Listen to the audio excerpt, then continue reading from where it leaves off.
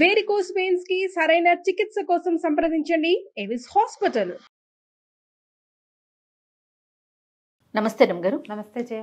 రమ్గారు, HMPV virus దీని గురించి మనం కథనాలు అసలు ఎలా వింటున్నామంటే యూట్యూబ్ ఆన్ చేసిన సోషల్ మీడియా, ఎలక్ట్రానిక్ మీడియా అన్ని చోట్ల ఇదే. ఎవరికి తోచింది వాళ్ళు మాట్లాడేస్తున్నారు, పెట్టేస్తున్నారు, వీడియోస్ భయపెట్టేస్తున్నారు, అన్నీ చూస్తున్నాం. నేను చాలామంది 2-3 రోజుల నుంచి చాలామంది ఎక్స్పర్ట్స్తో మాట్లాడుతూ ఉన్నాను రమ్మగారు. ప్రతి ఒక్కరు ఏ డాక్టర్తో మాట్లాడినా కూడా జాగ్రత్తగా ఉండాలి, భయపడాల్సిన అవసరమే లేదు. ఎందుకంటే చైనాలో వచ్చింది, అక్కడ ఒక్క డెత్ కేసు కూడా ఇంతవరకు రిజిస్టర్ కాలేదు. అంటే ఇది ప్రాణాంతకం కాదు, అందుకని విచ్చలవిడితనం కాదు, జాగ్రత్తగా ఉండాలనే చెప్తా ఉన్నారు. కానీ ఈ మీడియాలో వార్తలు చూస్తుంటే ఎంత భయం కలిగిస్తున్నాయంటే, కాకపోతే ఇమ్యూనిటీని పెంచుకోవాలి. కోవిడ్ అప్పుడు మనం ఎలాంటి జాగ్రత్తలు తీసుకున్నామో 100% అవి తీసుకోవాల్సిన అవసరం ఉందని చెప్తా ఉన్నారు. ఒకవేళ ఏదైనా మీదకి వస్తే ఇంకా ఇక్కడికి రాలా, అక్కడెక్కడో ఉంది, రావచ్చు, మనకి ఈ అవకాశం ఉంది అమ్మ. మనం 4 ఏళ్ళ నాడు చాలా జాగ్రత్తలు వహించాం. అవును, ఏమిటో అనేది చావుని పక్క నుంచి క్లోజ్ విసినిటీస్లో చూసాం కదా, భారతదేశం అంతా చూసింది. ఆ ఊరు ఈ ఊరు వెళ్ళటం ఎలా, ఈ లాక్డౌన్, దాని తర్వాత పరిస్థితులు, అప్పుడు మనం ఎదుర్కొన్న విపత్కర పరిస్థితులు, లోపల మనకి భయం జాగ్రత్త రెండూ ఉన్నాయి. ముప్పేట దాడి చేసింది కదా అది. ఇప్పుడు ఒకసారి మనకి తెలిసాక ఇప్పుడు భయపెట్టడం ఎందుకమ్మా అనవసరంగా? జాగ్రత్తగా ఉండండి అంటే సరిపోతుంది కదా. 100%. ఇప్పుడు చావు పొంచి లేదా మనకి? మనం అందరం శాశ్వతంగా బతుకుంటామా? 100-150 సంవత్సరాలు ఉన్నామా ఎవరమైనా? మన తాతలు ఉన్నారా, నాన్నలు ఉన్నారా, మనం ఉంటామా? అదే కదా. ఎలాగూ తప్పేది కాదు. కేర్ఫుల్గా ఉండటం ఎప్పుడూ అవసరమే. మనం ఏం నిర్లక్ష్యం వహించాము ఇదివరకటికి ఇప్పటికీ? జస్ట్ మాస్క్లు వేసుకోవడం మానేసాం, అంత విపరీతంగా శానిటైజర్ వాడట్లేదు ఇప్పుడు కదా, కాస్త ఫ్రీగా అన్ని చోట్లకి తిరుగుతుంది, మూవ్మెంట్ ఎక్కువైంది. ఇప్పుడు మనం ఏం చేస్తాం, మూవ్మెంట్ కొంచెం తగ్గించుకుంటాం, మళ్ళీ శానిటైజర్ చేస్తాం, కొంచెం తగ్గించుకుంటాం, అంతేనా? అంతే. దానికి భయపెట్టాల్సింది పొంచుంది, అది ఉంది, ఇది ఉంది, ఊళ్ళకు లేచిపోతాయంటే అక్కడ ఒకడు కూడా లేచిపోలేదు. మనం ఎందుకు లేచిపోతామమ్మా? భయపెట్టకూడదు కదా. మనకి అవేర్నెస్ క్రియేట్ చేయటం వేరు, భయపెట్టడం వేరు. అవును కదా రమ్మగారు. న్యూస్ ఛానల్స్లో కూడా కనపడుతోందమ్మా, ఎందుకు అంత భయపెడుతున్నారు? నాకు వింతగానే ఉంటుంది. మాకు కోవిడ్ టైంలో కూడా మేమంత భయపడలేదు, జరిగినాయి కొన్ని, ఏం చేస్తాం. ప్రధానమైనది ఏంటంటే మన లివింగ్ స్టైల్లో మళ్ళీ కొంత మార్పు తెచ్చుకోవాల్సిన అవసరం ఉందేమో.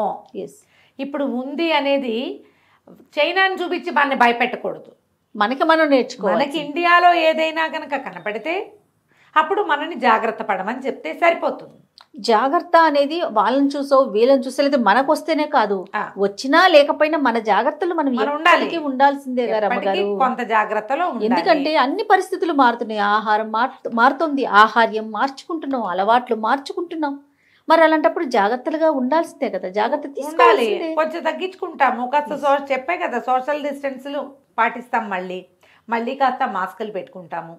ఒక్క నెల పోతే 20 రోజులు గడిచిందంటే చలి తగ్గిపోతుంది. అవును, చలి తగ్గితే ఇప్పుడు మనం ఎదుర్కొంటున్న దగ్గు, జలుబు, జనాలందరూ సఫర్ అవుతున్నది దాంతో. జనరల్గా ఈ ప్రాణాంతక వైరస్లు అన్నీ కూడా దాని ఆలంబన శ్వాసకోశ వ్యాధులుగానే ఉంటున్నాయి. అవునండి. వన్స్ ఒక్కసారి పొగమంచు తగ్గిపోయిందంటే మనకి ముప్పు 50% తగ్గిపోయినట్టే. అవి అంటే ఇది ఉండదు కదా. అవును కదా, ఈ సీజన్ తగ్గిపోయిందంటే ఇంకో 2 నెలల తర్వాత అది ఊళ్ళోకి వచ్చినా మనం చేసేదేం లేదు, అది అవును మన ఏం చేయదు. ప్రధానమైనది ఏంటంటే డాక్టర్లు కూడా పెద్దగా ఎవరు డాక్టర్ ఇంటర్వ్యూస్లో కనిపించట్లా, న్యూస్ ఛానల్స్లోనే బాగా కనిపిస్తుంది.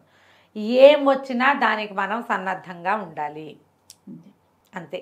మళ్ళీ లాక్డౌన్ వస్తుంది అలాంటివి కూడా నేను చూస్తున్నా. కొన్ని హెడ్డింగ్లు కనపడుతున్నాయి, లాక్డౌన్ తప్పదని. లాక్డౌన్ గీక్డౌన్ ఏం పెట్టకపోవచ్చు, ఏం పెట్టరు. స్వీయ నియంత్రణ ఎవరి నియంత్రణ చేసుకోండి, డేటులతో సహా చెప్పేస్తారు. ఎంత భయపెడుతున్నాం కదా మనం భయపెట్టాం. కానీ ఇంకా లాక్డౌన్ పెట్టము, అలా జరగదు, మనం జాగ్రత్త పడ్డమేనన్న న్యూస్లు ఇదివరకే చూసాం మనం. ఇంకా లాక్డౌన్ల జోలికి వెళ్ళకూడదు. ప్రతి వాళ్ళకి స్వీయ నియంత్రణ, నువ్వు బతకాలా, జాగ్రత్తగా ఉండు, వద్దా? నేనేమంటున్నా, ఒకవేళ బాగా కేసులు పెరిగినాయి అనుకుందాం, అప్పుడు సిచ్యువేషన్ చేతిలో లేదు అనుకుందాం, అప్పుడు రావచ్చేమో. ఇప్పుడే అసలు ఏం లేని దానికి ఎందుకు ఇలా? ఏదో ఒక న్యూస్ ఉండాలమ్మా, ఏదో ఒకటి మాట్లాడాలని. మాట్లాడితే ఎట్లా? ఇలా మాట్లాడకుండా జాగ్రత్త వహించండి. కానీ ఎంత పానిక్ అయిపోతారో తెలుసా రమ్మగారు. ఎందుకంటే కోవిడ్లో కొన్ని కుటుంబాల్లో వ్యక్తుల్ని కోల్పోయారు. అవును. అలాంటి ఫ్యామిలీస్ ఉన్నాయి. వాళ్ళు మళ్ళీ panic అయిపోతారు. వస్తుంది అంటే ఎంత భయపడిపోతారో తెలుసా? అంటే పోనీ వస్తోంది అంటే వచ్చింది అనుకో, చేసేది ఏం లేదు ఏం లేదు. లేదయ్యా. కానీ అక్కడెక్కడో ఏదో ఉన్నదని, ఏదో ఒకటి మనకు కూడా కూడా వస్తుందంటే అంటే మనకు వచ్చినాయి బోల్డ్ అని. కోవిడ్ తర్వాత మనం ఎన్ని రకాల వైరస్లు చూసాం జయ. చూసామండి. ఎన్నో రకాలు చూసాం. అవునవును. ప్రతిసారి దగ్గు, జలుబు, జ్వరము తోటి ఓ 10 రోజుల 10 రోజుల తర్వాత తగ్గిపోయి మళ్ళీ మామూలు అయిపోయిన కేసులే ఎక్కువ చూసాం. ఇప్పుడు ఈ ఏడాది ఏడాదిలో మరణాలు లేవు కదా. అవునవును. కాబట్టి దాన్ని ఎదుర్కొనే ఆ నిరోధక శక్తి మన శరీరాల్లో ఆల్రెడీ ఉంది. గవర్నమెంట్ ఏదో ముందందేసి ఆల్రెడీ వ్యాక్సినేషన్లు, వ్యవహారాలు చాలానే చేయించారు. ఇప్పుడు కొంత మటుకు బాడీ ప్రిపేర్ అయినట్టే, మొత్తం ఇండియన్ బాడీ అంతా ప్రిపేర్ అయిపోయింది అవునవును. కదా. మనం ఆ జాగ్రత్తల్లో మనం ఇది వరకు నేర్చుకున్నాం ఏమిటి, మాస్క్ వేసుకోవటము, శానిటైజర్ వాడటము, ఎలా వస్తువులు అనేది. శుభ్రం చేసుకోవటము, ఇళ్ళు వాకిళ్ళు క్లీన్ గా ఉంచుకోవటము, సోషల్ డిస్టెన్సింగ్, తర్వాత ఏవో కషాయాలని, గ్రీన్ టీలని, Healthy foods. ఫుడ్ ఇంటేక్ జాగ్రత్తగా తీసుకోవటం, దాన్ని మళ్ళీ తీసుకొస్తాం. ఆల్రెడీ ఉన్నాయి, అందరూ మానేలా ఎంత కొంతమంది ఉంది. హెల్తీ ఫుడ్స్, కషాయాలు, వ్యవహారాల్లో ఉన్నాము. అవును. అతి జాగ్రత్తల్లో లేము, ఈ జాగ్రత్తల్లో ఉన్నాం. దీనికి ఒక అతి చేర్చుకుంటాం. అంతే కదా. దగ్గరికి వచ్చాక ఒకవేళ వస్తే మన దగ్గరికి వచ్చేసరికి అది పలసపడిపోయింది అనుకోమా, ఇప్పట్లాగానే అక్కడో దగ్గు, ఇక్కడో జలుబు, ఎక్కడో జ్వరము, దానికి ఏం భయపడక్కర్లేదు. ఆ మధ్య అంతా మంకీ పాక్స్ అని కాల్చు తినేసారు చెప్పి బర్డ్ ఫ్లూ అన్నారు, మంకీ పాక్స్ అన్నారు, ఎన్ని రకరకాలు. ఎందుకు రమ్మగారు కోవిడ్ తగ్గిపోయిన తర్వాత కూడా ఇంకొక వేవ్ వచ్చేస్తుంది. మీ ఇంట్లో చిన్న పిల్లలు ఉన్నారా, ఇంక అంతే అంతే. సంగతి. ఈసారి చిన్న పిల్లల కోసమే వస్తుందని ఎంత భయపెట్టారండి. అవును, గుర్తుందా రమ్మగారు? పిల్లల్ని ఎత్తుకుపోయే దానిలాగా అదేదో ప్రత్యేకంగా. బూచిలాగా. బూచిలాగా పిల్లలు అనేసరికి ఇప్పుడు కూడా సెంటిమెంటల్ గా ఫీల్ అయిపోయి నాకేమనిపిస్తుంది అంటే, ఎక్కడో ఒక చోట ఒక వాక్యం మొదలైతే ఇది బాగుందని అందరూ పట్టుకుంటున్నారేమో అనిపిస్తుంది. పట్టుకోండి లక్షణంగా, ఇది చాలా మంచిది. దేశాన్ని మీరు జాగ్రత్తగా ముందుకు తీసుకెళ్లాలనుకుంటున్నారు, మేము ఒప్పుకుంటాం దానికి, అసలు కాదనేది లేదు. దగ్గరకు వచ్చాక చేయాలి అది. అక్కడెక్కడో ఒక కేసు కనపడితే మనని జాగ్రత్త పరచమని, మనం ఇప్పుడే ప్యానిక్ అయిపోమని చెప్తే ఎట్లా, అంత భయపెట్టద్దు. కానీ ఈ సీజన్లో ఎవరైనా జాగ్రత్తగా ఉండవలసిందే. రైట్. ఎందుకంటే ఊరంతా పొగమంచే ఉంది, దేశం అంతా పొగమంచు ఉంది. అవును, అవును. జలుబు, దగ్గు, జ్వరము, శ్వాసకోశానికి సంబంధించిన సమస్యలు విరివిగా ముప్పేటగా ఉన్నాయి మన మీద. ఆల్రెడీ ఉబ్బసం కానీ శ్వాసకోశ ఉన్న ఇబ్బందులు వాళ్ళకి ఉన్నవారు కొంచెం ఇబ్బంది కాస్త జాగ్రత్తగా ఉండాలి.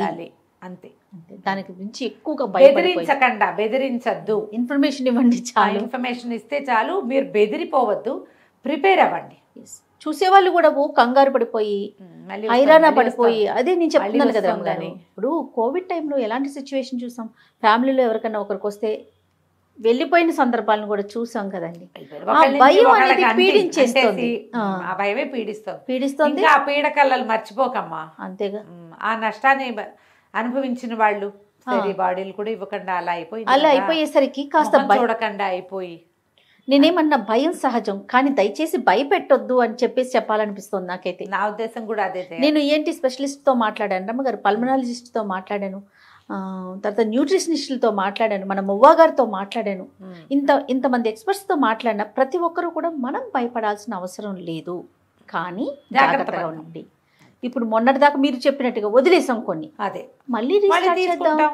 కొంచెం అవసరం లేదంటే సోషల్ గ్యాదరింగ్స్ ఈ 4 రోజులు తగ్గించుకుందాం. అంతే. ఇవే మాటలు చెప్పారండి. అంతే. ఇలా పబ్లిక్ లోకి వెళ్తాం, అన్ని చోట్లగా ట్రిప్పులు వెళ్ళిపోవటం, కాస్త అవి తగ్గించుకుందాం. చేయొద్దు. ఒకవేళ మీకు ఒంట్లో ఏదైనా చిన్న జాగ్రత్తగా అనారోగ్యాలు ఉంటే ఉంటే రెస్ట్ తీసుకోవటం. తీసుకోవటం. ఇంకొక విషయం చెప్పారు రమ్మగారు, పిల్లలకి గనక చిన్న పిల్లలకి గనక హెల్త్ బాగోకపోతే, ఇంకా స్కూల్స్ కి సెలవులు ఇవ్వలేదు కదా, ఒక 2-3 రోజులు ఇంట్లోనే ఉంచండి. వాళ్ళ ద్వారా స్ప్రెడ్ కాకుండా, వాళ్ళు అలసిపోకుండా. అంతే. ఈ ఒక్క పాయింట్ నాకు చెప్పిన డాక్టర్స్ అందరూ చెప్పారండి. ఎప్పుడు మనమైనా ఈ దగ్గు జలుబు ఈ రోజుల్లో స్ప్రెడ్ అవుతాయి కదా. 2-3 రోజులు ఇంట్లో ఉంచుకుంటే సరిపోతుంది, వాళ్ళు అలసిపోకుండా ఉంటారు కదా. ఇది ఒక కామన్ జనరల్, ఇదే అవేర్నెస్ కోసమే తప్పిస్తే ఒకళ్ళని తప్పు పట్టేందుకు కాదు, ఇంకొకళ్ళని ఎక్కువ చేసేందుకు కాదు. లోక సంక్షేమం కోసమే ఎవరు పని చేసినా కూడా. అంతే కదా రమ్మగారు. ఇప్పుడు ఇవాళ ఏదో కంపెనీపోతుందని టీవీలో వార్త రాగానే హడావిడిగా ఇల్లు కడిగేసి తుడిచేసి ఏదో చేసేయటం కాదమ్మా. జనరల్ గానే ఇప్పుడు మనం కోవిడ్ చూసాం, అవునండి, అప్పటి నుంచి జనాలకు కొంత అవేర్నెస్ అయితే పెరిగింది. కాకపోతే ఇటీవల మళ్ళీ కొంచెం వదిలిపెట్టేసాం. అవునండి. జనరల్ ఎక్సర్సైజ్ ఉంచుకోండి, వాకింగ్ చేయటం, ఎక్సర్సైజ్ చేయటం, సమతులమైన ఆహారం తినటం, బయట తినకుండా ఉండటం సాధ్యమైనంత. ఇప్పుడు మనకి సీజన్ ఏదో మారింది, ఇబ్బందులుగా ఉన్నాయి, అసలు బయట ఫుడ్ తీసుకోకండి, కూల్ డ్రింక్స్ జోలికి వెళ్ళబోకండి, చల్లటి పదార్థాలు, ఐస్ క్రీమ్స్ వాటి జోలికి వెళ్ళకండి. సోషల్ గ్యాదరింగ్స్లో హాట్గా వేడిగా ఉండే ఆహారానికి ప్రాధాన్యత ఇవ్వండి.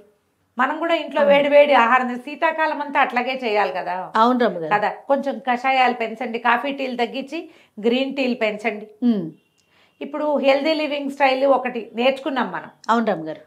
అది పోయిందని ఇది వదిలేయద్దు, ఎప్పటికీ మనతో పాటు ఉంచుకోవాలి. హెల్దీ లివింగ్ స్టైల్ని కనుక మనం మన జీవన విధానంగా ఉంచుకుంటే మనకి వైరస్ రాని, చైనాలో రాని, బంగ్లాదేశ్లో రాని మనకు వచ్చిన ప్రాబ్లం ఏం లేదు. కరెక్ట్ పాయింట్ చెప్పారండి. ఎందుకంటే మనకి చాలా మటుకు బెటర్ లివింగ్లోనే ఉన్నాం మనం. మిగిలిన దేశాల మీద మన ఆహారాలు, మన పల్సెస్ కానీ, మన ఇవి కానీ హర్బ్స్ చాలా తీసుకుంటాం మనం. మనకు అంత భయమేం లేదు. ఏవో కొంచెం చిన్న చిన్న జాగ్రత్తలు వహిస్తే సరిపోతుంది. ప్రధానమైనది ఆహారము, ఎక్సర్సైజు, ధైర్యము, ఈ 3 ఉండాలి. మంచి పాయింట్, 3 వ్యాలిడ్ పాయింట్స్ ఉండాలి.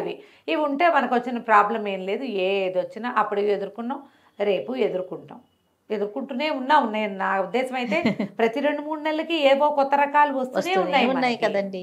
ఏముంది దానికి, పర్వాలా. అంతే రమ్మగారు. అదే. నమస్తే.